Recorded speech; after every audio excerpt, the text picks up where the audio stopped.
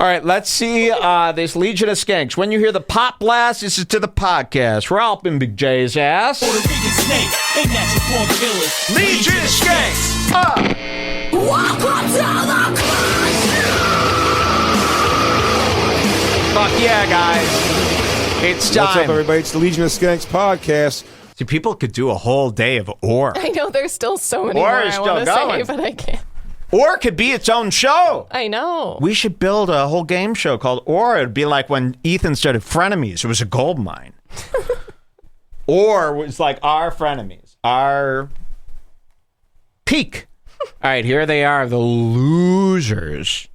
And notice the one who's the least loser is being blocked by me. How telling. So here is Libertarian candidate Dave Smith. Couldn't be worse. I'd like to jam him through a keyhole until it splits his body into 9,700 parts. He has the shittiest bookshelves I've ever seen. You know, it's like the old saying goes, if you can't hang from them, I don't bang with them. All right, and that's a bookshelf saying. If you can't hang on them, I don't bang with them. All right? It means I could pull this shelf off with my fucking pinky. It's such shit. And what are these tchotchkes? This ain't libertarian. Whatever that is. It probably is some sort of libertarian probably is. symbol that he's trying to display. I can't tell you. You know, I refuse to have shelves that I need because I find shelves to be so fucking gay. What? We have a bookshelf? Jules?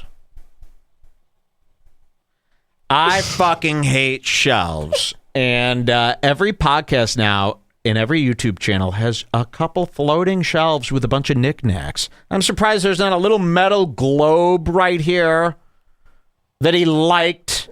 You know, where'd you learn how to do this? Mike Cernovich? Or not Mike Cernovich, the gay guy. The guy who claims he's gay. From the intellectual dark web. What I was going to say before is we have a bookshelf, but I hate these floating shelves that are in the middle of everything. That's an important distinction. Yeah. Here's a picture of his kids drawing. You know, it appears to be some sort of wolf by a teepee, by a green field, and the wolf is laying on a nice Persian rug here. There's a teepee in the background, of course, and some broccoli. This kid drew it. All right, and then we go to Big J Oakerson. Now, and this yes, is a shelf. this is a wild scene. No, you're not watching a show on Bravo where one of the judges is gay. This is actually Big J Oakerson, the person that you are fine with. Okay. He wears a bandana. He wore that pre-COVID too. He has a men's spike. He has manicured eyebrows. His mustache is drawn in with women's mascara. I like his C. He does have a beautiful C. Thank you, Jules. Now, many of you at home are going, oh, what's a C? Oh, you don't know what a C is? You don't have a C? Well, Big J Oakerson actually has a gorgeous C. Sorry, you're not up to date on rich decor. You don't have a C? Oh, his C is so much bigger than mine and more expensive. No one has a C, of course. Don't worry, you're not living in a Dr. Demento town. Big J has a C on his wall. It is made out of cheap carved wood from I don't know where you would even get a decal, like a Oh sticker. no, I guess it would be. You know what I thought this was? Like something you get from Party City. It's like made out of styrofoam but covered in gold glitter, but it's like 3D, you know? It could be either of those. And it's then an IC. Above the C is a painting of his favorite thing, corn on the cob, I think. Freaking out. This is corn on the cob SpongeBob freaking out. He's like, I love that, man. SpongeBob meets corn on the cob guy. See, this is like the cob still on as his pants and his head's here. 9/11 gay corn. All right, that's an inside joke. And then let's see what else Big J has. Oh, some pictures of when he met Franklin Eleanor Roosevelt. Here's him at the JFK site. Imagine that it was just a photo of JFK's car at the parade before he got shot. Here's his Boy Scouts of America molestation badge that he got from eating all the acorns on site. That's my plaque from the Boy Scouts. Yeah, I was awarded eating more acorns than all the squirrels in the woods. Yeah, thanks for asking. Let's see what else he has here. Picture of... And I can't see this any better than you can, so I'm trying to make... This, to me, is like a wizard in front of the ocean with his wand, looking at the camera with a 50-millimeter lens, and it's a really, actually sad piece. You know, it really invokes sadness to me. The wizard standing in front of the ocean, 2 sets of waves, and he stares right into the camera with a desolate look on his face, holding his wand. And then, of course, the big ticket item, Big J himself, wearing the same vest a lesbian in Maine would wear to keep cool and warm during a fall day. You know, it's heinous. But things get worse because Tony Hinchcliffe is a rich celebrity. He has a Corvette, and he wanted to be on Skype so bad. And he wanted to chat with the Legion of Skanks so badly that he didn't even realize he's showing me his entire living situation, which is so shitty that I can't believe it. And how embarrassing for you, Tony, especially after your wife leaving you and you never telling anyone about it. And all the stuff that she's done and the pictures and the stories that she tells me. Oh, yes, Tony, your wife comes to me with tales. I like to tell it, every fool, your wife is right here. And I go, oh, don't worry, wife of fool. You're here with us now. And Jules is suspiciously trying to do stuff to her down below. No. Yep. Not without consent. Oh, yeah, with no consent. Tony, I'm getting every detail out of that wife. That's my new mission. And believe me, it's going to work. Tony lives in an apartment. It's desolate. He has not bought any furniture since the move. He's got an acoustic bullshit Yamaha guitar, leaned against the corner, sliding glass doors. I could tell the place is shit because of the ceiling fan. It is an old, crappy, low-rent, low-grade ceiling fan. They don't just put those in rich people's homes and say, oh, we'll change it up. No. If that ceiling fan exists, the property is crap. Red Band has a nicer house than Hinchcliffe, and you go, oh, but Mike, no, it makes perfect sense. What does Tony do? Tony has no online, really Didn't anything. Rogan buy them the houses anyways? Yes, but Rogan had a budget in mind. And Rogan bought Tony, and Tony doesn't even have furniture. You know, what did he do? Just sleep on the floor? He might sleep. This is a guy who could sleep just leaning up against a wall. I mean, he's so sick. He could sleep anywhere, probably. He's like that beta fish we bought. It sleeps on a leaf. You know, how stupid. Oh, yes, we got a fish. We bought a fish. We bought a fish, everybody.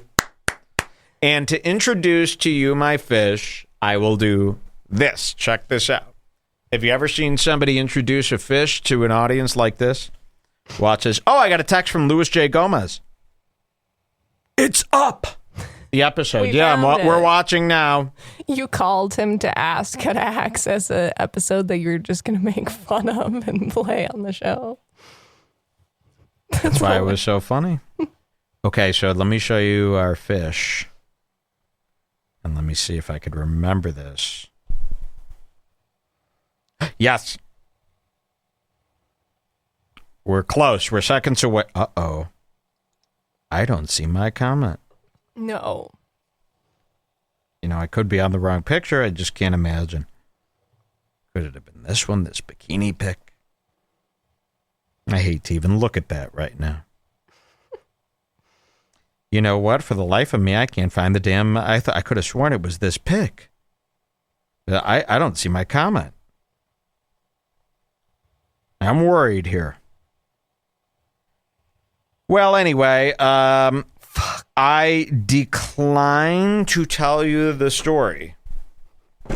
I don't feel like it anymore. Anyway, we're watching Tony Hinchcliffe. Now, Luis J. Gomez, by the way, beautiful home. He's got some beautiful art. He's dating Karen Mongolis, the hottest chick in comedy. Perfect skin. Perfect width. You know? Dave Smith, of course, he's dating a prostitute. He had a kid with a prostitute. He's no better than Drake. No, Big J. Okerson, of course, he's a swinger. He goes to hefty swing clubs. You know, you ever seen these hefty swing clubs that he goes to? It's all big, fucking enormous people like him. And they all swing. And Tony, too, with the BDSM. You know, it shows when you see a man with no furniture, and he's lived there for 3 months. I found the comment you were looking for, by the way. Oh, you did? That's okay. I'll bring it up later. Yeah. You know why he's got no furniture? What does he need furniture for? By the time he gets home from those S&M clubs at 5 a.m., he's dead tired. He just goes right to bed. And then he wakes up and he's at the swing clubs every day, the sick latex, disgusting sex dungeons that he goes to. Well, he thinks Austin rules. This is one of these guys. He fucking hates Austin. But, oh, yeah, because it was my decision. You know, he's like bashing the Comedy Store now. Like, he forgot that this isn't like a war. So he left LA because he wanted to do his Kill Tony show and make money again because they closed the Comedy Store. And then somebody posted on Twitter or something. They're like, the Comedy Store is up and running. It's awesome. Sold out shows. He goes, oh, yeah, it must be. And he made some like disparaging comment, right, about the Comedy Store. And you go, wait, I thought that was like your home. Yeah, we're going to play that in a second. Oh, we are? Okay, great. I saved it. Here you go, guys. Austin and Tony Hinchcliffe. We're coming to you from our Zoom show, so we say hello to a portion of you that aren't jerk-offs. Hello. I'm your host, Big J. Okerson, and Skanks are all here. Of course, we have Davey Smith, the very clumsy Davey Smith. I am. Lock him up. Extra clumsy. The defending Ellis Mania champ, the Puerto Rican rattlesnake, Luis J. Gomez. Hell yeah, doggies. What's up, motherfuckers? That's our guy. The rattlesnake's here. Back the fuck up. You better back the fuck up. A rare guest on our... The only funny guy on that show. Really, the only funny person is Luis. He's a sweetheart. If you don't find Luis funny, you don't really get what's going on here. If you think like Big J is funny over Luis, you're a fake comedy viewer that doesn't know comedy, right? I agree. Like if you think Tony Hinchcliffe is funnier than Luis, you're one of these people who just, you're being told and led. It might be an awakening to you to even hear this. But that's true. And Dave Smith is not even on the comedic radar. I mean, he doesn't even. He's all the way under there below like math teacher as far as how fucking shitty he is, right? Right, Dave? Yes, he is. Right, like Dave, and your kid? teacher. Right, Dave? You're worse than a sub. You think you're so fucking cool. You're not. You don't want this happening to you like this. Nobody does it like this. All right, let's see. In Big J, remember, if I had to pick it's Big J and Luis. Over these. Look, it's like the Smarms versus the Unawares. They're unaware. That's why they're not like cruel.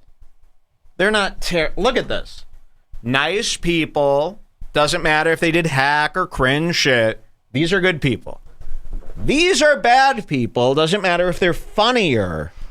They're not. Than the good people. But that's how people, if you had, these are bad, evil people. Can't you tell just by looking at them? These people are fine, even if you don't, vibe with it, right? I think sometimes people just need to hear that. All right, let's watch these assholes. We've been doing so many of these shows, just the three of us, but we have a great friend of ours who was able to come on today from the Kill Tony podcast and his one-shot special on Netflix. It's the hilarious Tony Hinchcliffe, everybody. Hi, guys. What's up, buddy? It's not on Netflix anymore. Oh, look at that. Oh, yeah, we know. And by the way, this is why I get into these people. Well, why do you hate Big J? He called Tony Hinchcliffe hilarious. Doesn't that mean something to you? You know, they're allowed to just, oh, he's hilarious, he's amazing, he's great. Well, eventually these people have to live up to that, you know? He's hilarious? When? Where? How? So now I'm suspicious of you. You see how this works? This is how I start going after you.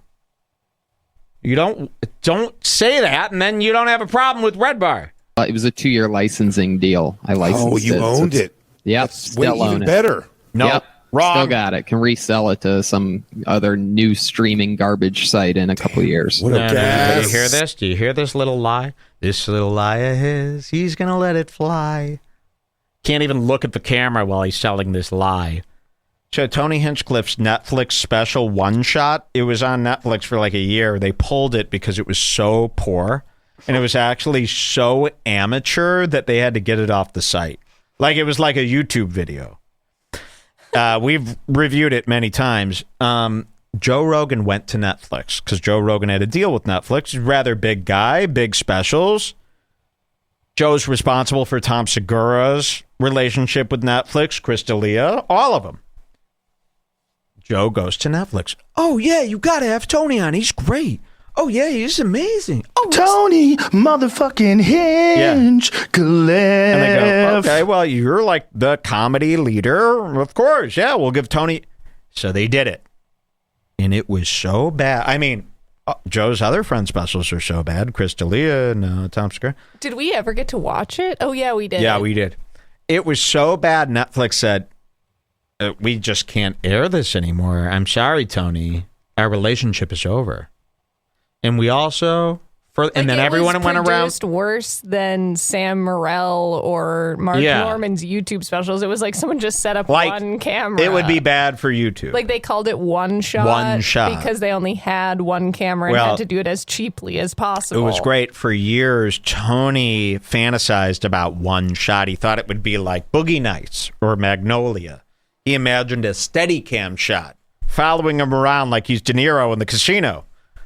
And it failed miserably. It was the worst special anyone's ever seen. So bad, Netflix had to take it off. So he still uses it in his bio, just like Josh in the Food Network.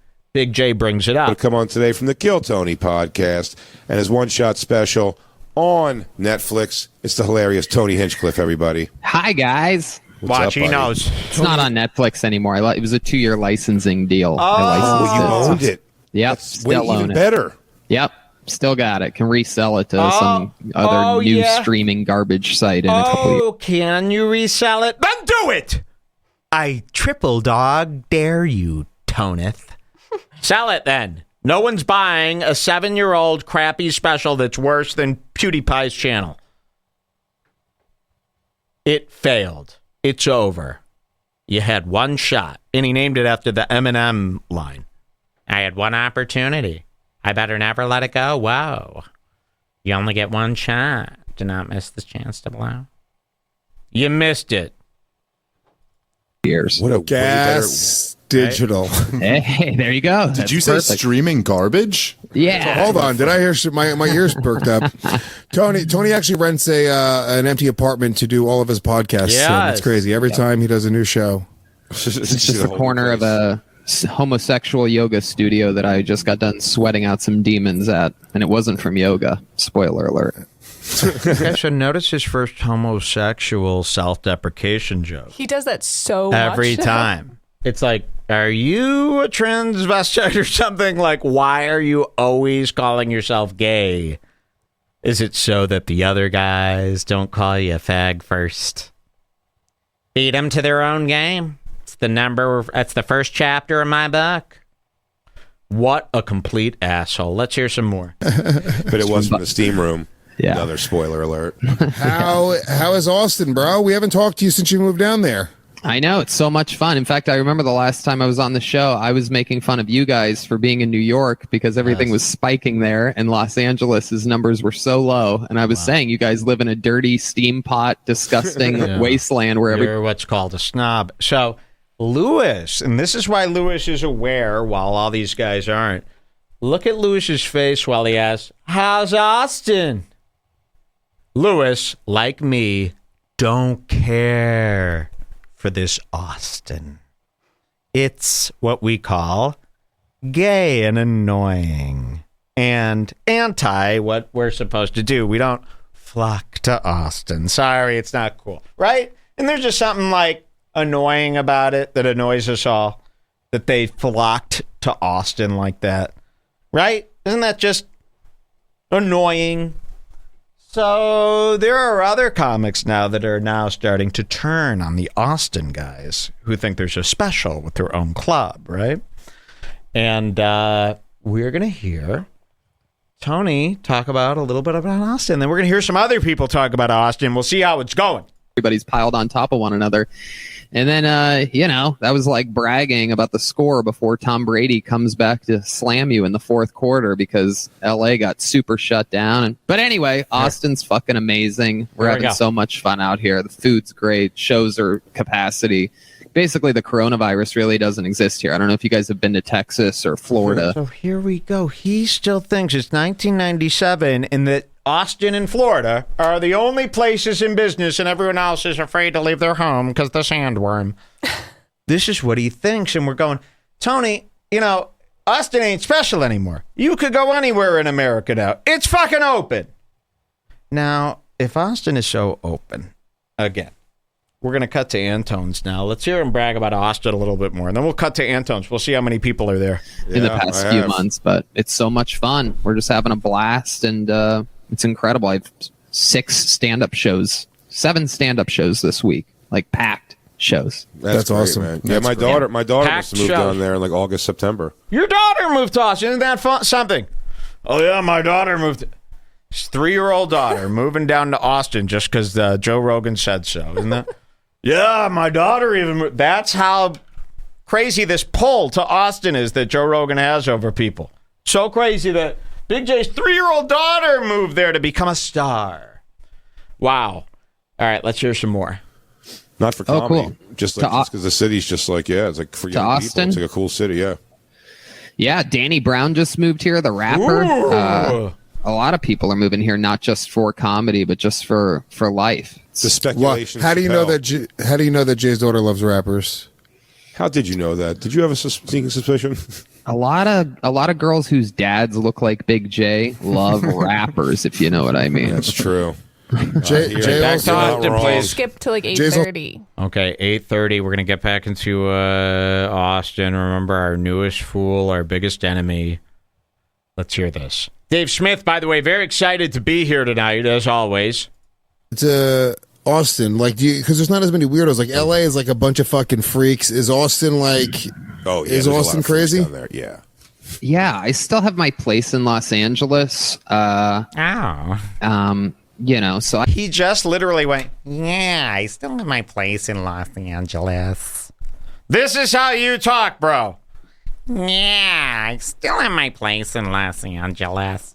You forget you're on a show that's being judged. I didn't know how things were going to go and this and that, and if California was going to open wide back open and things like that, and I'd go back and forth, but it has it's been shocking how much I love it. Every single day I make new friends, cool people, not even necessarily comedians, obviously, like really good, awesome people here. The restaurants are ridiculous. Say, are you learning like your local people, like these people at this restaurant and that kind of shit? So right now, Lewis, he's not having it here. You can see the man's face. Oh, sorry. I did not mean that.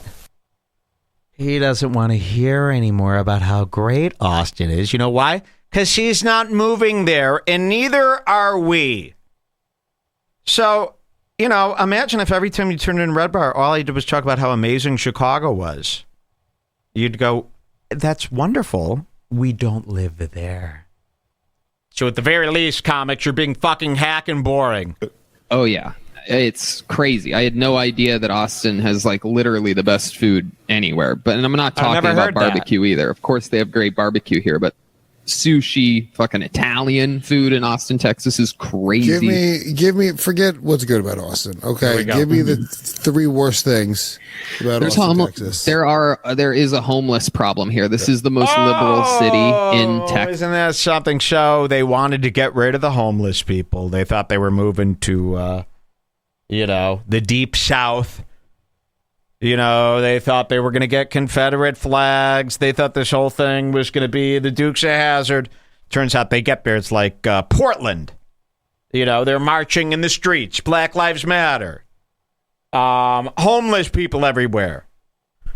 I mean, they basically moved to a more liberal city by accident. Texas, and for some reason they're just letting it happen right now. I think they're going to. They walk up to you like 5 in a clip, like my buddy. Day. I was just out there, and my buddy Scott, he grew up there his entire life. Oh, is he going to be voting for you? It's never been anything like this bad. He's like, the homeless is like, and you drive by It's never been this bad, says his buddy Scott, who is a registered libertarian from Dave Smith's hometown. Pretty big highway and shit. Yeah, under that bridge. They got like little tent cities going. Are they aggressive homeless? Where they they'll be shitty with you, or are they? Because I don't play that shit, dude. But then the problem is you can't hit them because you'll get fucking AIDS on your knuckles. Right, okay. So it's like you're damned if you do, you're damned if you don't. Lewis doesn't play with aggressive homeless people because that's what he was destined to become and fought against. Yeah. All right, 12:15, and we're getting closer to our goodies here. All right, let's see, 12:05. Ooh, 12:05, pretty cool. Kind of like, well, look, you kind of owe me now because I already cleaned your fucking shit. It's the intimidation. It's a very weird position to be in. Yeah, no, fuck that shit. First of all, I didn't want my window wiped with a fucking newspaper, smearing the funny pages all over my windshield. If they touch my car, I'm gonna fucking start honking my horn and putting my windshield wipers on. You a rape victim? I need an adult. I need an adult. Help! Help! I need an adult. Did you get a 1250? James, give me my whistle. I thought so. Just keep playing. Oh, okay, it's coming up there. Tony took a nice swig. Did you see that big swig of tea he just took? Anyway, they put dirty homeless water all over your car if you don't pay attention at the red light. Coming up. So, all right. So, what's the second worst thing about Austin? Second worst thing about Austin. Jeez Louise, man. Some of the places are a little bit uppity, kind of. It's not an overall thing. Most people are very welcoming and this and that, but there is a little bit of a vibe of a touch of a vibe of we don't know you. Like, what are you doing or we do know you. But they it's might, just one of the employees might be like, that's a guy from LA. And there's sort of an anti-moving here thing. Sort of. It's nothing to worry about. I would still move here. It's really no big deal. But it's sort of like an anti-don't move here movement. But it's really not a big deal. Oh, really? Very, very almost unnoticeable. But you could understand that. It's kind of giving you that you guys are coming when it's like chic, but it's been chic for a while for many of the arts, just not comedy necessarily. But I think part of it is like I'm just getting. So it's open, man. Austin rules. There's no place like it. It's just Austin and Florida, right? Every other place is gay. All right, well, let's cut to Tony's show in Austin. Let's see this. Kill Tony, episode 503. Brand new app. We're going to go fuck to cheerleaders. Oh, man. 50 seconds in, is that right? Yep. 50 seconds in, I think we're going to get to see a shot of that big, enormous crowd, like I told you before, of course. Hold on, let me get back there. 44. Okay, we're almost there. Hey, this is Redman coming to you live from Austin, Texas, at Anton's for a brand new episode of Kill Tony. Give it up for Tony. Let's clear. All right. Oh, there it was. Yeah, hold on. We got to go back. Brand new episode of Kill Tony. Give it up for. There it is. Wow. And it's probably a little dark to see, but you've got the whole stage. I mean, the whole room is the stage. So the room is here. The stage takes up that whole front. And then the bar is here. I'm not kidding. You have 1, 2, 3 tables. That is all. 1, 2, 3, 4, 5, 6, 7-8 people take up that row. And then there's only maybe 4 more rows in this place. So I don't understand, Tony. Why aren't they shoulder to shoulder? This is the Great Austin. You know, at the Comedy Store, you'd be shoulder to shoulder, 500 people packed in that room. And that was on a bad day. They used to break fire code, be 1,000 people in that room, standing, people on people's shoulders, all different levels. And now this? You fled your home, your city for this? I thought Austin's open, so I'm very confused. Maybe we should hear what Tim Dillon has to say, because let's he'll give it to us straight. To Tim Dillon. Now, Tim Dillon was also bamboozled into moving to this Austin by Michael Gruen. So Joe Rogan decides to move to Austin. Tim Dillon kind of thought about that. He goes, man, Rogan loves me if I just keep pretending I'm his friend. I mean, you're set for life. It's like winning the lottery now. Becoming friends with Rogan and being on his show regularly is a lottery ticket to people. It's to the point where if you're smart, you wouldn't screw that up, right? Like, it's to the point where he has this much money and he could do this much for my career. I'd have to be stupid to not do whatever I can to pretend I'm his friend, right? So that's what Tim Dillon's done. But Tim Dillon, what's great about him is that he can't help himself. See, this is why there's that. Tim Dillon could be a real comic if he wasn't obsessed with all this clout and this horseshit, because a real comic, they have to tell the truth. That's what's missing from comedy these days. You know, you should tell your truth against your own success. You know what I mean? It should always be like that. And Tim Dillon, he can't help himself. So he'll try to wrap these things in jokes. He'll try to pretend, oh, I'm kidding. And he'll talk shit about people just like I do, and then pretend, and he tries to like confuse his victims by going, dude, it's comedy. It's comedy. And then they want to like not look like they don't know comedy. So they're like, oh, yes, Tim, of course. It was all comedy the whole time.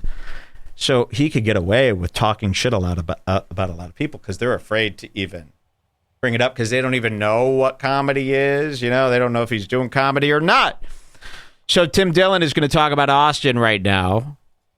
He is not having a good time. This is not, I mean, this is a guy, he needs to be on like Miami Beach, you know, at the Versace Hotel. Austin is not for Tim. Wait till you hear what he says. Quite different from what Tony's saying. And he just came out the same day as we're going to go to the beginning. Oh, there's some overnight stay related talk right at the beginning? He pretty much just talks about that he's in a hotel. Oh, okay. Let's just hear him say the word hotel. He every time he says the word hotel, don't drink because you'll die. That's how to play the drinking game. You got to say every time he says, don't drink. Here. To get people out of this hotel. And it's hotel. Like, you know, he said it hotel. He's at another overnight stay. 9:10. That's how lazy he is. He needs to be in a hotel every day. No gigs, but he just likes to be waited on by the hotel staff. And you never know what could happen when the busboy comes in and maybe you can get your towel on time. Gay people do that stuff. Gay people do that. They pretend, oh, my towel fell when the bellman came to the door. I don't know. He's in my room and the towel's loose. Gay people do this. Gay people should all be charged with rape and sexual assault because of what they did in high school. Most gay people did not come clean in high school, and they took showers with the guys in high school, and they stared at them down. I mean, we've all been eye-raped by some fucking fag. And that man was not brought to justice. I would have loved to take a shower with the gals or drill a peephole and watch them shower all day and night. That was illegal. But the gays, they snuck in. They pretended they were straight, which is fraud. They watched us shower. And I would like to go back and sue every guy who came out as gay after high school for rape. Tim Dillon has done many of those schemes, probably. Which is never nice to do to a gay to accuse them of that. Let's go to 9:10. And we're going to hear about Austin. It is not going well. Work Fat. What a great name for my new autobiography. Work Fat. It's nice being out of Austin, Texas, which we all know we have to pretend is the epicenter of the world. We have to pretend is the epicenter of the world. See this? Tim Dillon, he can't help himself. He's getting sick watching people go, oh, yes, Mr. Rogan, we love it here. Thank you for moving us here and relocating us. The Comedian Relocation Project, sponsored by Joe Rogan and his arrows.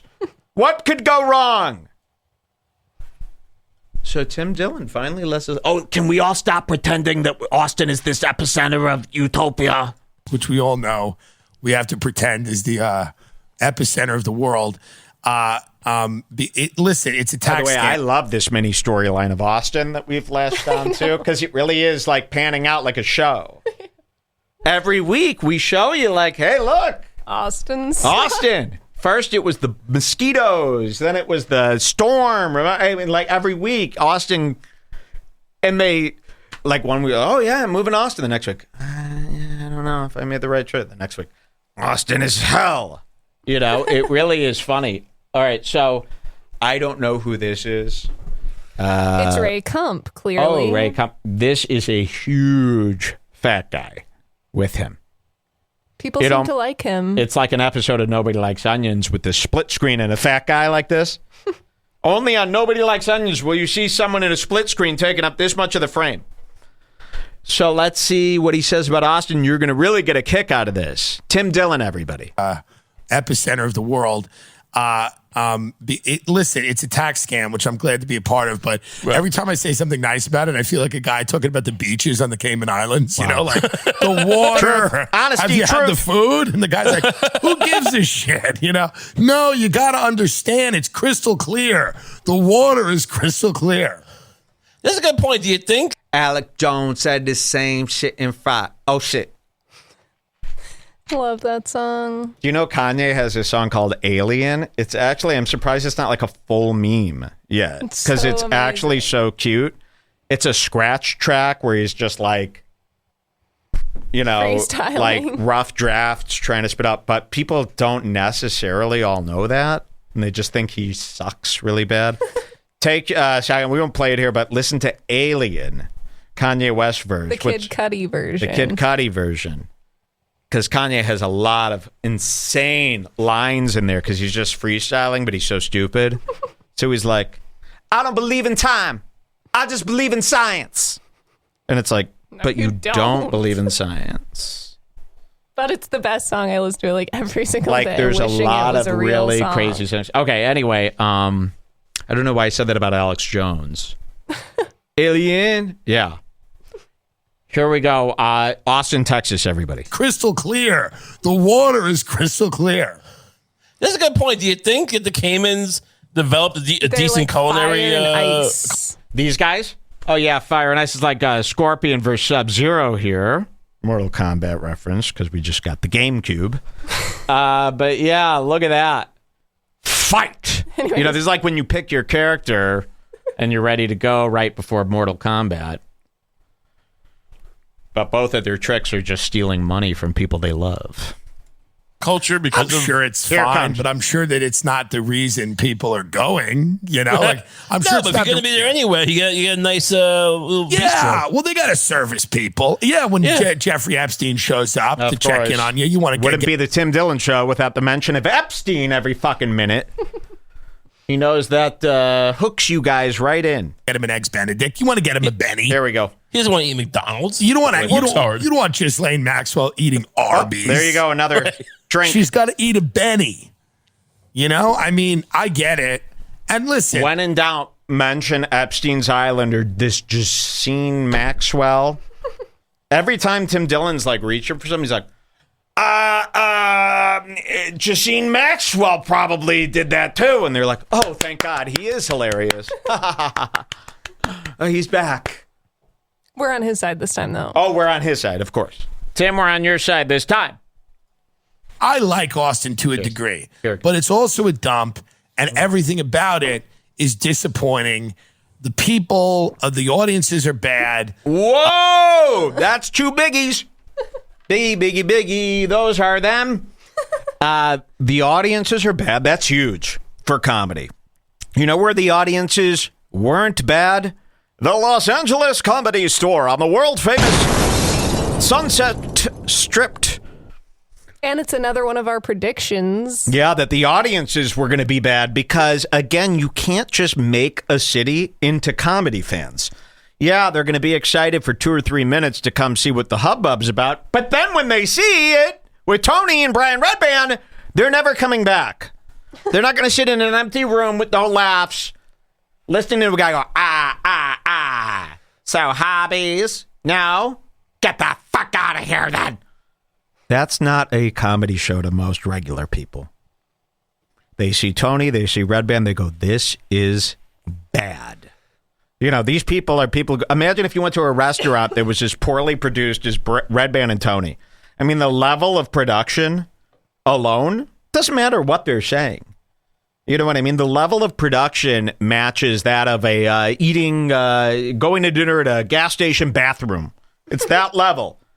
So when normal people come out to Austin, they go, oh my God, this is great. We're a comedy mecca now, forced upon us. You know, everything. So what is Austin now?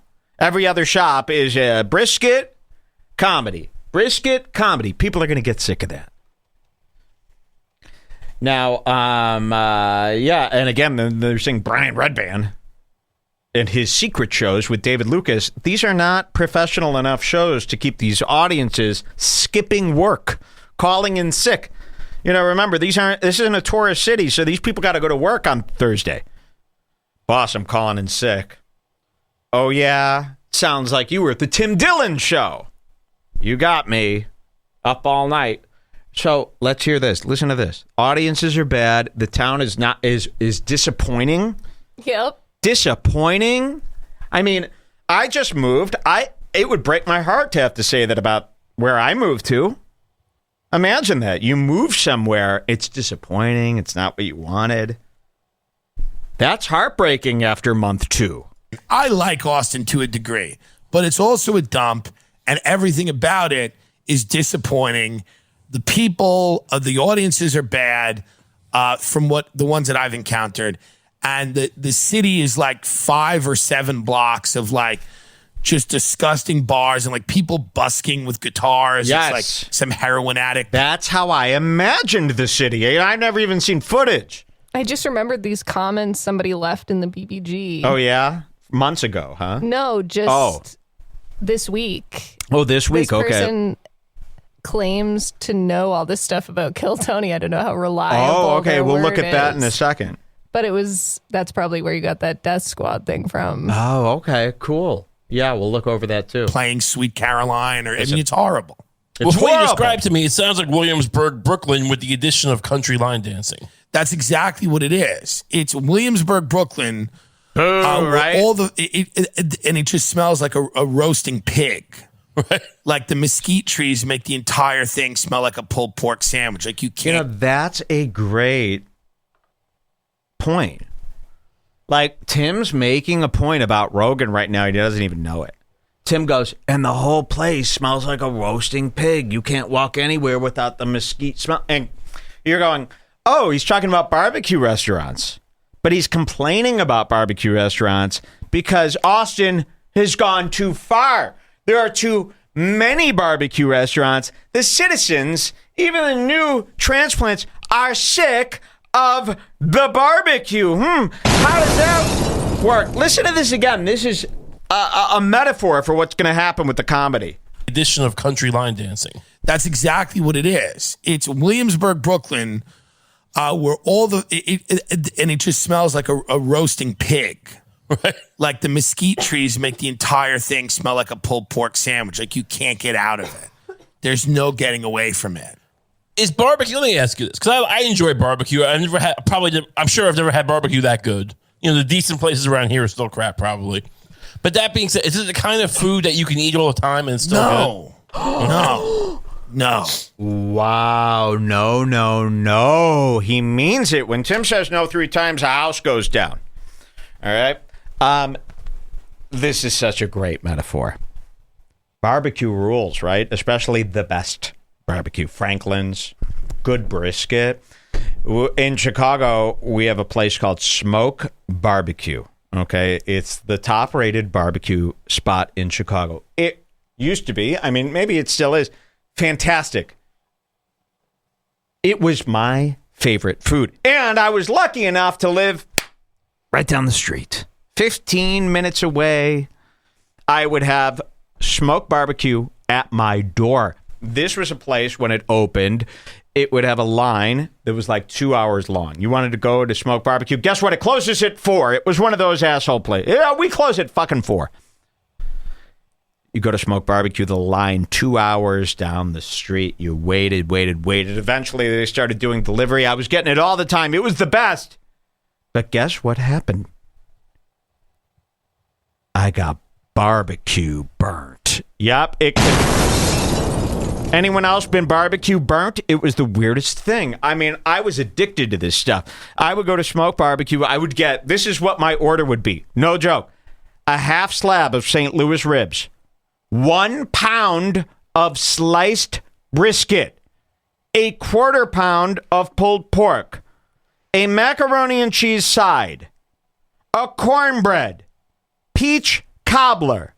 And yes, the fries with barbecue sauce. And I would eat until stuffed. I would eat until sick. And then all of a sudden, I went to Smoke. I remember I used to take everybody. There was such a good restaurant. When someone would come to Chicago, I took you to Smoke Barbecue. And everyone loved it. And I remember I went there one day, and I started eating the brisket, and I couldn't even get a quarter of the way through. It was like as soon as I took a bite, I got full and turned off by the food as if I had just eaten a Thanksgiving Day dinner and somebody's offering me more turkey. I couldn't do it. And I thought maybe it was just that day. And then the next time I went to Smoke, the same thing happened. The brisket beans even were too filling for me. But I was hungry. I wasn't stuffed. I had room. I feel like it only takes like 3 times of barbecue for me to have to go off of it for like 6 months. It happened time and time again. And it was like the barbecue flavor was so intense and so good that it popped me. It's like if you do MDMA too much, it blows out your serotonin load and you can't reach the dragon again. It was just like that. And even till this day, I can't enjoy barbecue like I used to eat it, and it was like heavenly, orgasmic. And now I eat it. I still, every time, get about halfway through and I get like full and like disgusted by it. And you know where I noticed the second time this happened? Smoking meats. I bought that really expensive smoker, remember? And I started smoking meats. I'd start the day, I'd like go out and make a pulled pork. I'd start smoking it, and I'd be sitting there over the smoke all day. And by the time we got to eat it, 18 hours later, I wasn't hungry. But I hadn't eaten all day. And all I've been doing is wanting to eat this pulled pork. So what's going on? I realized smelling the smoke all day was enough to tire out my senses. By the time I got to the pulled pork, I had smelled and inhaled so much of the smoke from the barbecue that I was already barbecued out, sense-wise. I didn't even know it was possible. I looked it up. Other barbecuers have gone through this similar fatigue.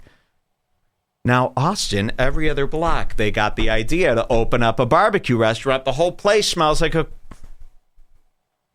pig, right? Roasted. They're getting sick of the barbecue. Will they be sick of the comedy as well? That's like a touching Larry King style rant. I mean, they're definitely going to be sick of Terry Blacks in like 1 week, and they have no idea. Now, this is all true. Let's hear some more. The food that you can eat all the time and still No. But it's like anything else. People get used to it. Right. I mean, people just get used to the idea of eating pounds of meat, coleslaw. Look at this. Your umami scepters were stuffed. I really think that's a thing. That's an untalked about thing. I'm surprised the chefs, like Molly Baz, aren't on top of this. Potato salad, macaroni and cheese, baked beans, a quart of sweet tea or more. That ruins it for me. Are they gonna talk about more? That's it. Now let's cut to Whitney C. Cummings. You heard from Tim Dillon. You know who else can't keep her trap shut? Whitney C. Cummings. The Queen of Mean. Whitney talks Texas. She's another one who's sick of this fucking Texas. Because you know what? She just built a beautiful $20 million home in L.A. L.A. is her home. L.A. is her two broke girls. L.A. is her TV career. Now you want to move? L.A. ain't cool. She resents them for it. Listen to this. Dick medicine. Licensed medical. We're going to go to 6:15. Is that true? Yep. I can't see squat. 6:15.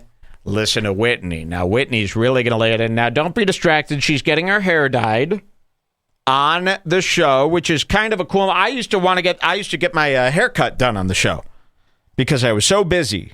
I used to get my haircut done. She's getting her hair dyed on the show. And this, by the way, a little fun fact, that's Hila Klein's hairstylist as well. They share the same guy. Dress. Your Jules goes to her as well. Yeah. All right, let's hear some more.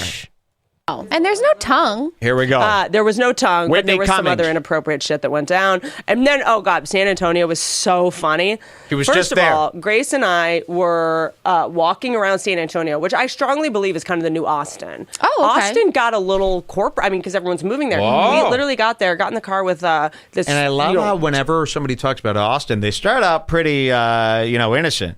Oh, Austin's just getting a little bit corporate. And then then they see their friend is like, oh, yeah, no, more Austin, please. And they start going, no, actually, it really sucks. They really start digging in. It's almost as if everybody wants to lay into this fucking bullshit Austin move. So watch this. She starts out pretty nice, right?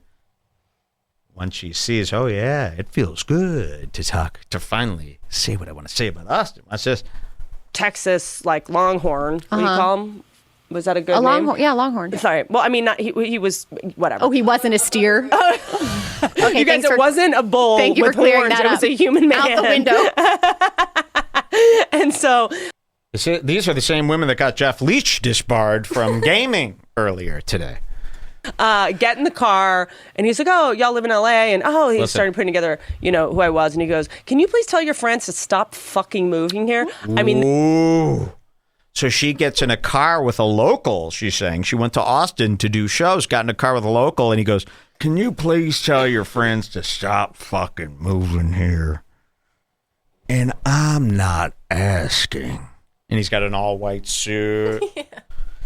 I wasn't asking. Thank you. Because they play like that, huh? Like a villain. Let's hear this again. Putting together, who I was, and he goes, can you please tell your friends to stop fucking moving here? I mean, they are pissed. The locals are pissed about this whole influx from California. And I was also just in Raleigh, North Carolina. And then her assistant goes, I would be too, like we discussed. Really?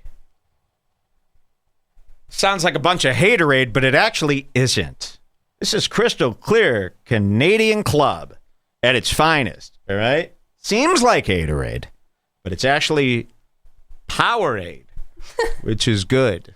California, and I was also just I was just in Raleigh, North Carolina. They're getting a ton of them too, and I was talking to a bunch of people, and I was like, "This place is beautiful. Like, I love this neighborhood." They're like, "Do not move here. Don't tell anyone, please." Literally, and yeah, we kind of had our hearts broken when we saw Nike Town on South Congress. Was that in San Antonio? Yeah, ready for Rogan Town. It's even worse. All right, shoes that fit no one. Well, now that we've heard all that, do you want to hear about Rogan's plans for his new Rogan's got Mecca? some plans. Featuring Santino, Rogan's so we got can see his some face right plans. before the big accusations. What will Joe Rogan build? I already did a parody of that one. Yeah, and it was I do a lot something of about Joe Rogan also. Yeah. Oh, it was Tom Green and Joe Rogan. That's a big hit on YouTube. All right, so now we're going to go to Rogan. Remember, Rogan is planning a big comedy club that he's going to build. He wants to make it a wacky Mecca where you could do whatever you want. No rules. He's like one of those guys who's like, man, if I'm ever a parent, I'm not going to have any rules. Yeah. And now Rogan is going, I'm just going to build a comedy club with no rules. People could do it. Okay. I can't wait to see how long it takes before you figure out why we need rules at open clubs. All right. Santino on the Joe Rogan Experience. We're going to open the Spotify app. This is probably, you're not going to see this clip for about 40 minutes. Jonathan Zerman, Andrew Santino. Jonathan Zerman. Multiple times. In my old studio in LA, I have Drew Michaels' brother and Jonathan Berman. Yeah, Jonathan Berman and Drew Michaels' brother, of course, because Drew Michael could not be a Zerman. All right, Joe, it says. All right, what time code do I go to here? You can go to 5840. Wow. 5840. I can't believe they made it that. Imagine talking to Santino for 58 minutes with a straight face. You know. All right, 5840. Very hard to get to. Spotify is very hard for me. 5817 is close I'm going to get. So here is Rogan. Let's hear his plans for Austin, Texas. It's going to be great. Yeah. Because he's got fucking great clubs in Portland, and he's got great clubs in Philly, everywhere. Yeah. It'll be amazing. Yeah. I don't know why they didn't just call it Helium. Like, you don't need to call it Cap City, but I guess they just wanted I talked to him on the phone a couple of weeks ago. He said he wanted to retain the name for what it's done for this community in this city, what it means to Austin. That's nice. Which I understand exactly why. I think it's almost paying homage. I think it's tipping the hat to, like, you know. Yeah, that's nice. It would kind of be like if somebody fucking clipped over the store. You know what I mean? It'd be let weird. It go. It's the store. Yeah. Until it's not the store anymore. You know, How it's long like, is it the store? The comedy store. Well, you know, opening up a club out here, I thought for a while about doing a store out here. The comedy store in But Austin? I was like, that's not the store. Ari talked me out of it. He's one of the reasons why. There we go. You listen to Ari? Under Joe. Odd occasions. More than I should. No, a lot actually. I listen to him a lot. But he was like, it's only the store if it's Mitzi. And I was Mitzi like, Shore, Pauly Shore's mom. there's a lot of she said that. I She's almost dead. started crying. Yeah. I was like, fuck. Anyone know where Mitzi Shore is buried so I could go spray paint the tomb? Mike was here. In a butthead laugh. Yeah, where's Mitzi Shore buried? I'd like to disgrace that tomb. All right, he's going to talk about his comedy club that he wants to build. Let's hear. No, like I love the people that run the store, and I'll support the store, and I'll say this to all the people that are working there. So dark. I'll put it on my Instagram. I'll talk about it on my podcast. I love the store forever, but I want to do my own thing out here. Yeah, and I want to do my own thing in a way where I don't want to do it like a business. I want to do it like. I just want to do it the way it should be done. Oh. You know, like the club that I'm going to open up out here, the whole idea is just to support comedy. That's the whole idea.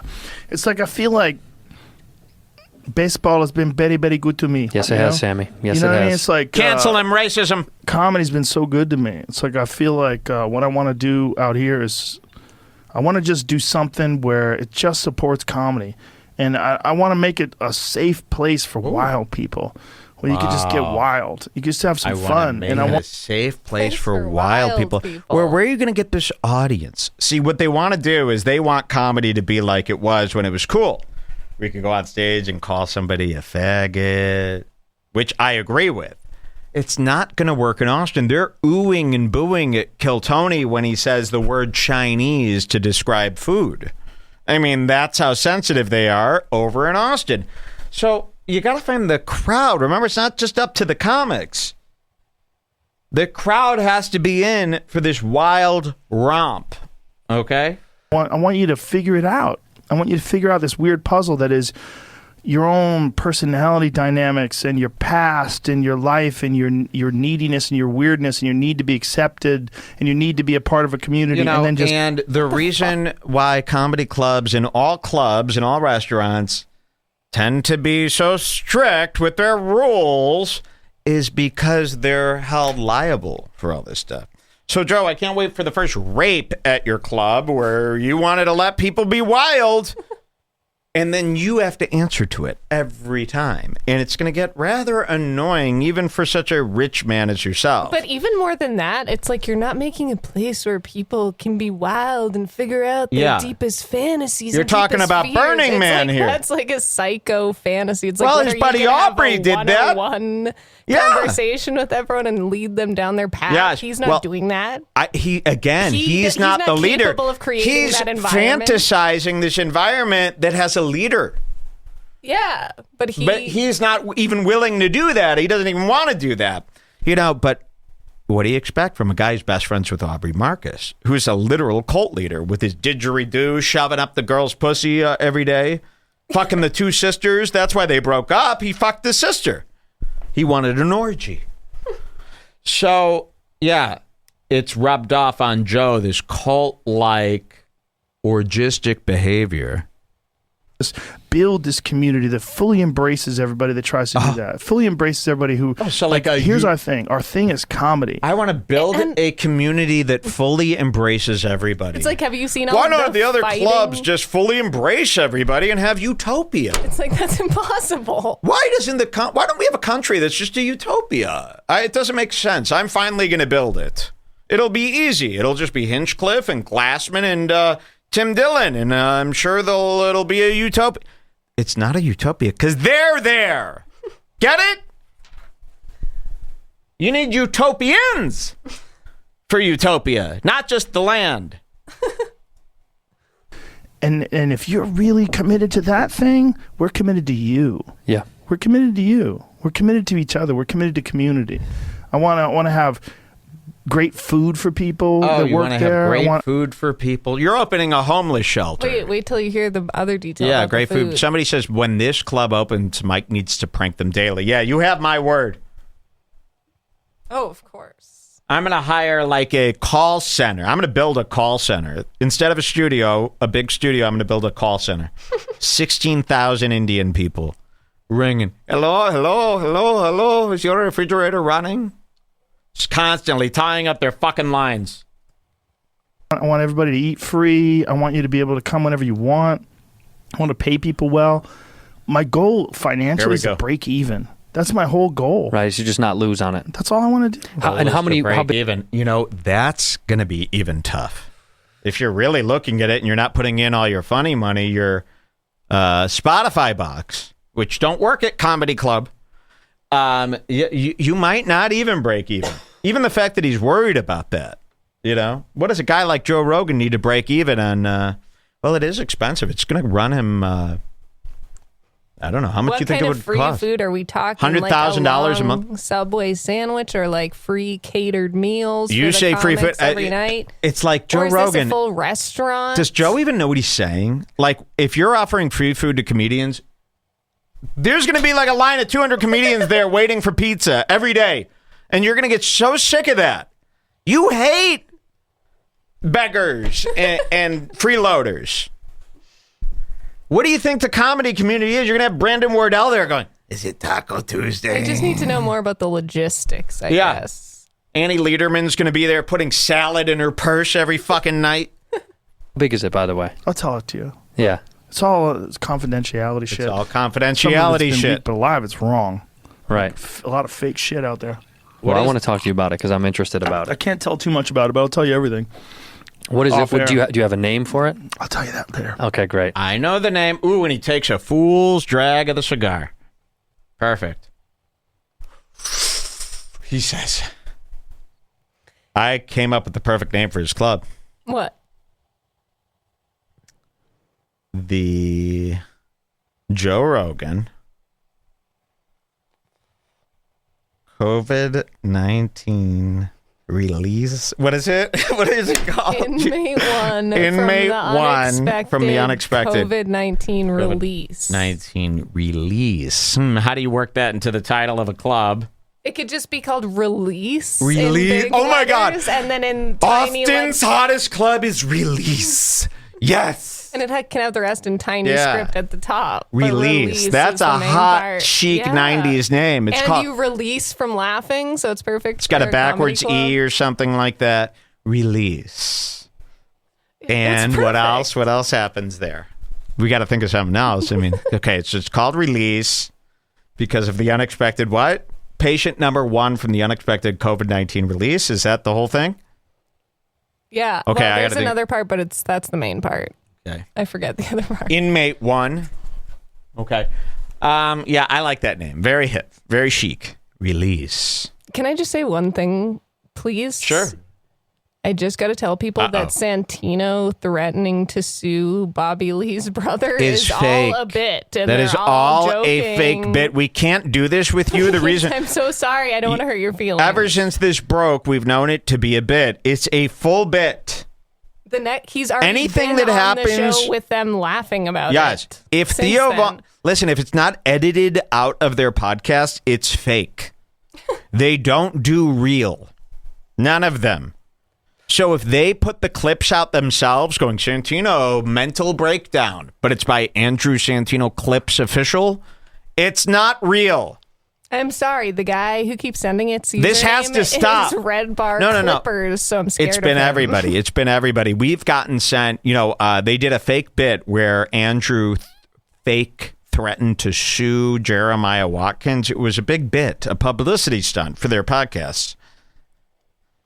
And we got sent this hundreds of times. I'm sorry. And it crushes our hearts to write back, it's just a bit. It's very obvious.